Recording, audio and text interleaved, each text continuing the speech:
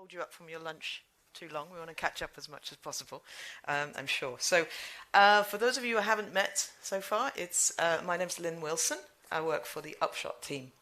And Upshot is EFDN's chosen monitoring and evaluation and learning partner. Okay, we've been working with EFDN for 2 years on many of their programs. But before that, I was a football coach for 10 years in my local community, organizing games, making sure people turned up at the right place, finding out how many people came, etc. So in those days, I don't think I really would have thought about some of the things that we talk about in monitoring evaluation, things like outcomes and indicators and theory of change, etc. I was too busy making sure that everybody was safe, everybody was enjoying themselves. Okay, so I've been on a bit of a journey since I joined the Upshot team over the last 2 years, and I've learned so much, but there's always more to learn. So Upshot is a system that's used, but we're a bit more than a system. We kind of help organizations get started with some of the monitoring, evaluation, and learning. Hi, welcome.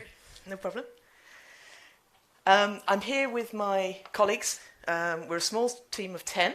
And we're out in force these last few days. You've probably seen some of them as well. I'm going to ask them to introduce themselves, starting with Preeti. Hi, everyone. My name is Preeti. I'm the CEO of Upshot. Hello, hello. Hi, my name is Toby. We have a lot of different responsibilities in our very small team, but my main one is basically to grow the client base and then help organizations with the implementation of the system. Hi, good morning. My name is Noam. I lead on the product aspect of Upshot and with our developers, but also the kind of day-to-day training, support, configuration, the different things that help our users get the most out of the system. Coming back to it? Yeah. Can I just ask before we start, how many of you have seen Upshot before or used it? Okay, a few. Good. Okay. Great. A little bit. Okay. We're not going to go through the system today. We're going to talk around some of the concepts around monitoring and evaluation. If you do need help with using the system, our support is very good. So give us a call or drop us a line. Okay. So the main reason we're talking to you today is the launch of this guide. We've put this together with and on behalf of EFDN. And we wanted to try and get into the mindset of that coach and that community organizer who's faced with monitoring, evaluation, and learning. What is it? We wanted to take it back to kind of a grassroots approach with lots of practical examples and some explanations of some of the terminology used, etc. So to make it as a first step towards monitoring evaluation. So it's very practical, okay? What we're going to cover today, so we're going to have a look at the guide and a couple of the things that are inside, so examples. We've also got a little diagram of some of the concepts related with a football theme. So we're going to go through those together, and we'd really like to hear your stories and your ideas about it as well. So if it sparks something with you when we go through it, please feel free to contribute as well. I don't want it just me speaking or just us speaking. So that's what we're going to do. If we have time, we'll have a group discussion around some of the points. But I think if you want to have the discussion as we go through, we're really happy with that and open to that. So what is the guide? Okay, before we give it out, there are lots of copies around. Okay, so and if you can't see one or can't get your hands on one, please ask a member of EFDN staff. What is it? So hopefully you find it's a good read. It's something that it's not a great novel, but it will, spark your interest, hopefully, and give you a chance to explore some of the ideas behind monitoring, evaluation, and learning. It's a source of reference. So we're all busy running our projects. Maybe we can't get the kind of help that we need straight away. Could be good just to look in here. So, for instance, if you are thinking about what survey questions should I ask in my projects, or how can I collect the data when it's really difficult to do that? There's some examples in here related to some EFDN case studies as well. So your fellow clubs have probably been through this. So this is one of the big advantages of being part of a network like EFDN. It's a starting point. So many of you are involved in football and sports maybe generally. Monitoring evaluation is something that extends across everything, basically. So anybody running a project, anybody looking to monitor how they're doing, anybody looking to analyze or evaluate results, monitoring evaluation and learning is a methodology that helps you do that. If you want to, even though you're starting in football, it might be that you carry it on further in other work that you do as well. What it isn't a set of things to do. We don't want to give you more work to do, okay? This is not something you have to follow. It's not, things that you have to do for your programs. We know that you have enough to do to manage everything. It's also not a resource that's going to give you all the answers. It's actually all the answers lie with you. All these are our kind of signposts to help you think about those things, work on the best solution to some of the challenges you face in your local area. You know better than anyone about that. And it's also not an academic thesis. I went to university many, many years ago, and I didn't want to go back. So it's not something that's going to be heavy to read and very difficult to read. It really is aimed at a good read, simple instructions, and practical. Let me give you a couple of examples that are in here. So many of the programs that come with the EFDN, they have already created an outcomes framework or a theory of change. Does everybody know what I mean by a theory of change? Yeah? So you've all worked with that. Now, many organizations take a long time to construct. Maybe they pay some money. Maybe they spend a lot of time putting that together because it helps form the framework for your projects and keeps everybody consistent. That's brilliant. If you don't have that in place, and remember EFDN programs will have your outcomes already made, but if you're thinking about doing something new, you can get this sheet from us directly from Upshot. You can simply do an exercise with your team and think about, we believe that, the organization name, what are we? So here's some key facts and statistics. The example there is, we're working with 700 children in 45 schools. It's a fact. What do we deliver? So we deliver football training programs. We might deliver health and well-being sessions. We might deliver dietary advice. We might deliver welcome sessions for refugees. Whatever that is, whatever we actually deliver, the activities, you can list in there. Why do we do that? What are we trying to achieve? So these are your outcomes. You can expand on the outcomes here. Okay, so one is, for example, we want to support our young people to develop a more active lifestyle. It's an aim, it's an objective, and everything is leading to that. How do we know when we're going to be successful? How do we know what success looks like? So here you can put things like indicators, so things that tell you how you're doing, okay? Targets, measurements, etc. And it doesn't have to be complex. You can just say, we want to increase the number of schools that we're working with. We've got 45, we want to make it 100. Simple as. It also, kind of following it through, allows you to look at the barriers and things that will stop us achieving those goals. So every organization is different, every organization has challenges. So one of these could be, for instance, your staff. There's a lot of people leaving, we don't have the resources in place that we would like to have. Just come over here as well. And then, actually, what opportunities does that create for us? We've all known we've had to adapt what we do during COVID.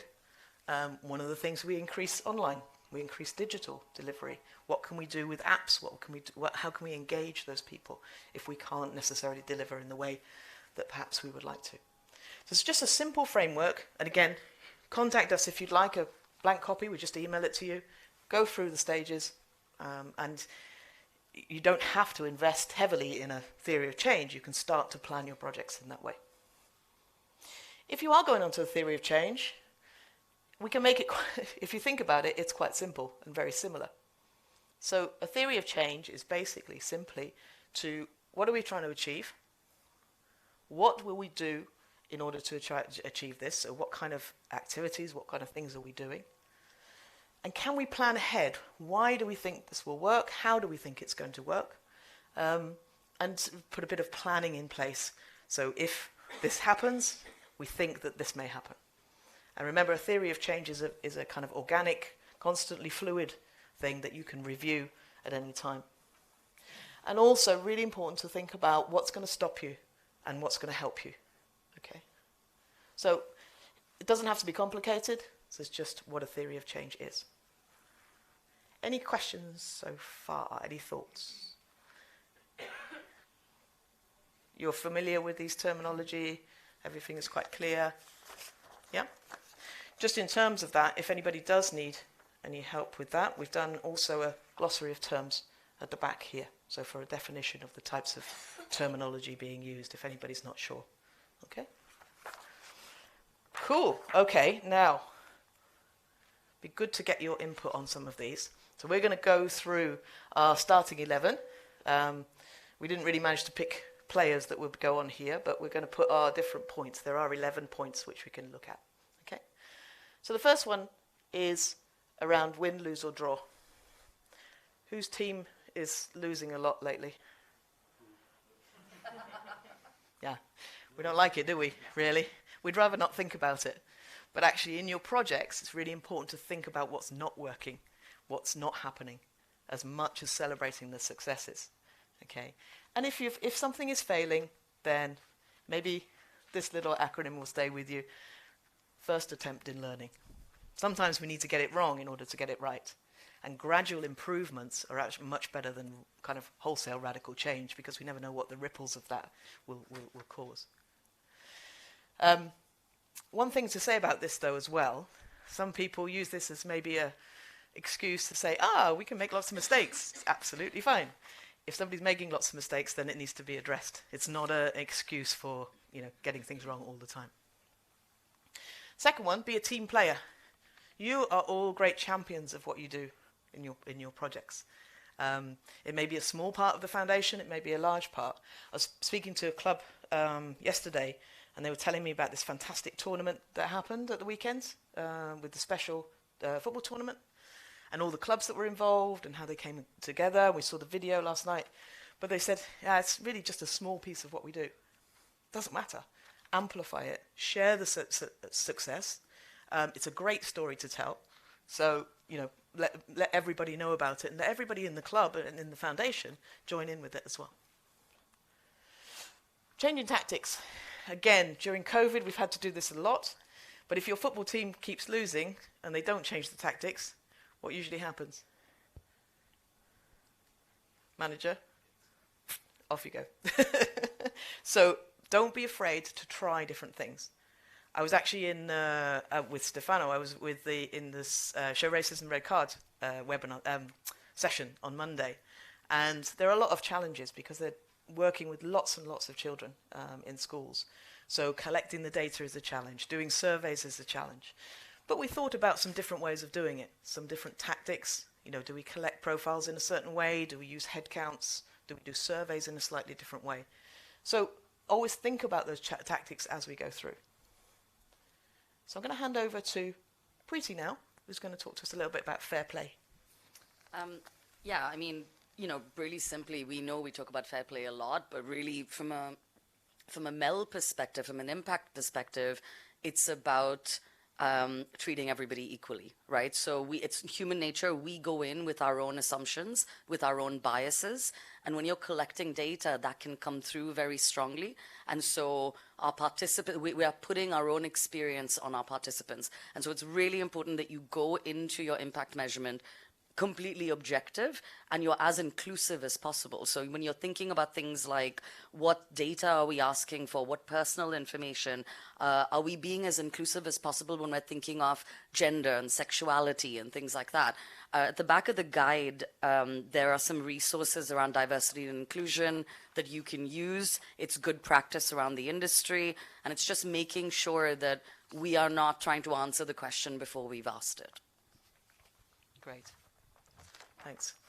And then the next one is around what happens on and off the pitch. So I'm going to hand over to Noam. Yeah, so the thing here is about there's a lot of things related to football, like football sessions and walking football, but there's a lot of things that clubs can do off the pitch as well. And the example I wanted to give is from the UK, from Blackpool FC, where they play such an important role in the community. They're really well respected in the town, and they use that to kind of tackle groups that aren't necessarily related to the game. So this could be veterans, ex-army people, trying to reduce loneliness as well with like a referral-based scheme. There's another example that was in the news with Marcus Rashford and the Holiday Activity and Food Fund, where they actually took a different role. They are delivering that program, but they're also facilitating that with a number of other partners. So they kind of, that really exemplifies how big they are in the community for me. So it's thinking wider, more than football, hashtag, like that's the thing that you can look at as well. Great, thanks, Dan. It's almost we need a hashtag, not just a hashtag. That would be good. I'm going to call half time there and just see if I could get any feedback or thoughts in the room. People, is it resonating? Or have you had some of these experiences where things did work or didn't work? Everybody wants lunch. Okay, I'm going to put this next one up because maybe Stefano can get. We had a chat about this before. So the next one is managing your squad. So use of resources. So if anybody saw, no, let's start the other way. So you need to retain a balance between using resources that you have and not stretching yourself too far. Some projects, I don't know, Stefano, if you want to say a bit about it as well, you might be collecting so much data and maybe it's gone over balance in terms of not giving yourself the time to deliver. So actually, collecting too much data. This was something you were saying yesterday. Yes, I agree with you when you say that sometimes we are really focused on doing things and we are, every one of us maybe is really occupied in doing things, so many as possible, and not maybe reflecting a bit, stopping and thinking, are we going in the right direction, or are we listening to the people we are supposing to maybe help, okay, and maybe then correct if you are doing something wrong. Yeah. And then we come to the measurement and the evaluation of the activity, but also from the other side, as you are saying, and as we are experiencing in this project, it is also important, I think, to have a balance in not spending the majority of the resources in reporting and collecting data. Otherwise, I think it's too much. So I've heard some theories, they say like 5% of the budget could be a fair amount of time or money, or what kind of resource you want to invest. I don't know if you can confirm. Is it like possible? Yeah, I think Preeti would have a view on that. Yeah, so it's a really good question, right? It's a good way to look at it. And actually now some funders will tell you the percentage. It's usually between 5 and 10. On average, our sector does between 7 and 8, right? You will have some funders who tell you 10% of the budget has to be spent on reporting. And so that's really easy. But where they don't tell you, that's a good line to have. If you're sitting around 7, not just money, but time, and a combination of both, right? That's a good place because you should be focusing your time on delivering, because otherwise, this is it's completely unbalanced. But that's a good rule of thumb to have, and it's the value, that percentage, is across the development sector as well. So that's usually what you'd see. Bigger organizations will tend to do 20, but at our size and our sector, 7 is good. Yeah, great. Thanks for that input, Stefano. Yeah. This 7% becomes reporting, or I think also what you mean is you need statistics. Yep. Before you report, you need this. Yeah. So that 7% is not just it's your tools, it's your research, it's anything to do with impact, right? So it could be we're starting a new program and we want to spend some time building a theory of change before we start it. You could use your time and money for that, and that it's actually a really good way to do it before rather than just after, which is something we do very often. We go to the end, but actually spending some of this time and money before will give you much better results. Absolutely. Thank you. Okay, so moving on to the next one. Hands up who's been able to watch their favourite team this season, finally. I will be able to. 2 weeks' time. 2 weeks' time. Great. We all know there's no substitute for watching things live, okay, as they unfold on the pitch, watching it. If we do apply that to our projects, we keep it live. We're always looking, we're monitoring what's going on, we're taking a check. How are we doing? How are the people that are delivering feeling? What kind of feedback have we had from our participants? If we, wait to the match report, then we're not going to get that real-time view. So it's kind of keeping that mindset to make sure that we're always looking for that and keep the live commentary going. So I'm going to hand over to Preeti again. Yeah, on we post-match. actually, I mean, it's already Right. been said, but this feedback is really the most crucial thing, right? There's no point, and I think a lot of organizations do this. You finish the project and you go straight on to the next day or the next season or the new project. But getting this feedback, did it work? What worked? What didn't work? But from a 360 view, right? Not just the survey we send our participants. What did your coaches think? What did the volunteers think? What did the parents think? The more rounded, holistic your feedback is, the better you'll be able to, if it's gone well, how do we replicate and scale? If it's gone badly, what do we stop and change? Perfect. Okay, I'm going to hand over to Toby for providing the right kit. So in terms of kit, it's obviously really important to have a system in place that helps you to capture the data, to collect the right data, to make it easy for your coaches, volunteers, your project managers to actually for your people on the ground to capture all the necessary information. Because as we know, any system is really just as good as the data you put into it. So it's really important to make sure that you have the right system in place and that you upskill your people. Thanks, Toby. So getting towards the forward line here, really important to stay on side. Okay, so what we mean by this is the consent, the privacy policy, the GDPR, it's a pain, okay? And we know it's not going to go away. Well, for the UK, we wait to see what happens with GDPR, whether we follow the EU model or not. But there is a kind of little diagram here, just as a reminder.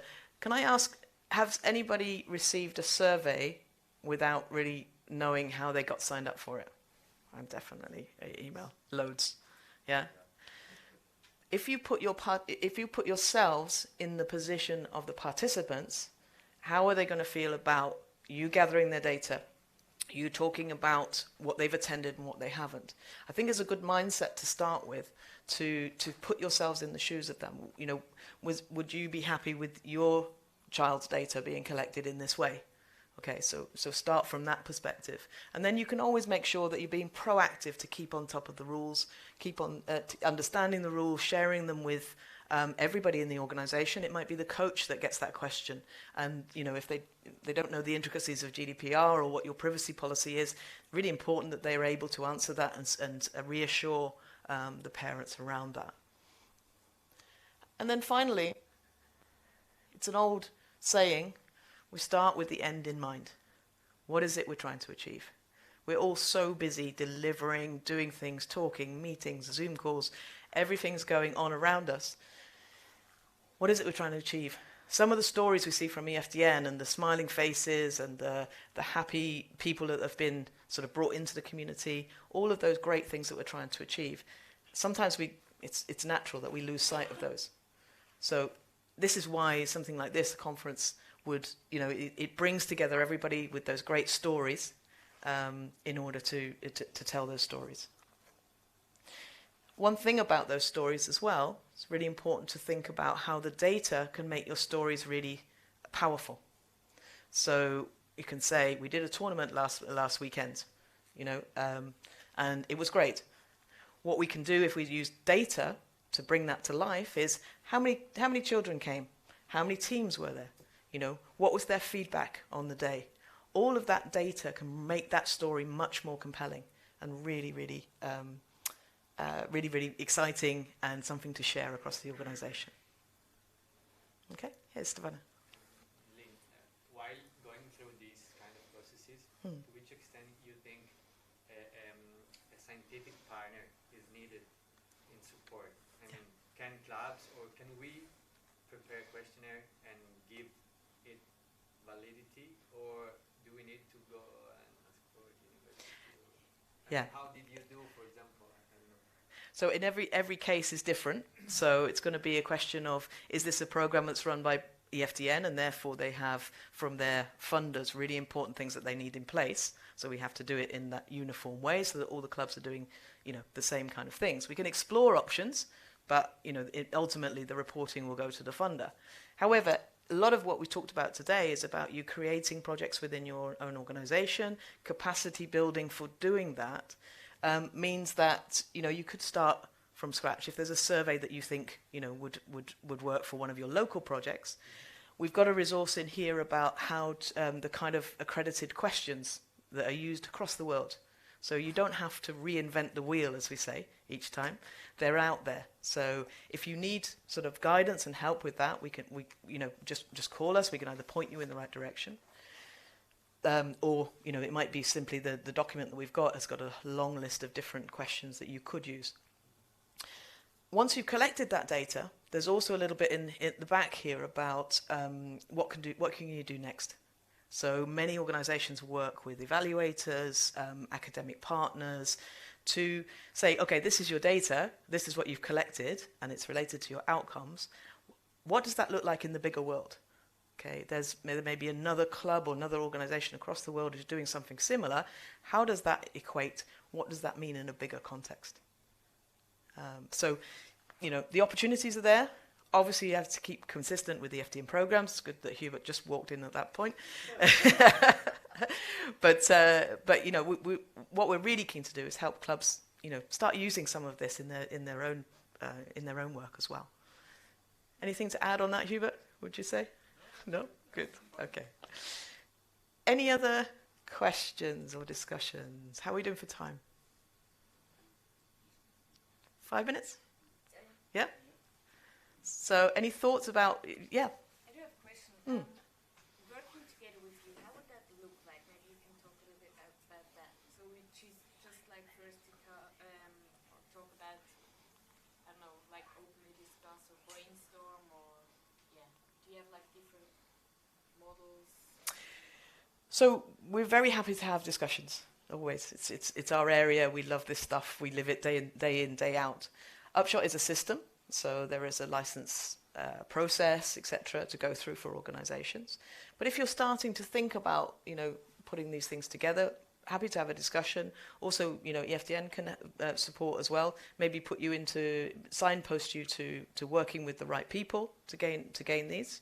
So I wouldn't say we're necessarily available to do everything for you, but we certainly start and help with the conversation. I don't know if Preeti, if you want to clarify that a bit more. Yeah, I mean, there's two sides to this, right? It's the thinking. What are you trying to achieve? Why? There's plenty of resources, so there's loads in the guide, but equally, feel free to come to us and we can send you templates and resources for you to go back and talk within your organization, right? Where possible, and that's really the purpose of the guide, you're not the only ones doing it. Everybody is going down this path, and so use each other, use the network. Who is further along? What questions can we ask them? How did you do it? I mean, EFDN and us can signpost you, within the network. And then, yeah, once you're ready, okay, we're ready to start collecting data, and you want a system, then absolutely there's an Upshot conversation. But we were really keen that, you do the thinking first, because we see a lot of organizations that come and think a system is going to be the answer. A system is never the answer. It's all of the stuff we do before we get to a system, and then your system works really well for you. Any other questions? Thoughts? Does it make sense? Is everyone an expert in impact? Yeah, absolutely. I think so. Yeah. Well, after you read the guide. Yeah. Don't make sure you take the guide. Yeah. And thanks to EFDN for. How do you get the guide? I have copies, so take one as you go. There are several around the place, I believe, Hubert. Yeah, you can get them here, downstairs at the info desk. If you don't want to use paper, you can download them from tomorrow on our website as well. Yeah. Yeah, perfect. We hope you enjoy it and it helps. But please, keep in touch as well, and let us know how you get on. You can see our Twitter and LinkedIn as well. Love to hear from you about your plans and where we can help. Look at on Twitter, we've run some campaigns called MEL Mondays. So every Monday when you're kind of just starting your week, if you want to think about monitoring, evaluation, learning, that's a great place to start with a cup of coffee. But there's a lot of resources on there. The link is in the guide. Go on, explore, and hopefully it puts you in touch with what you need. Great. Thanks very much. Thank you.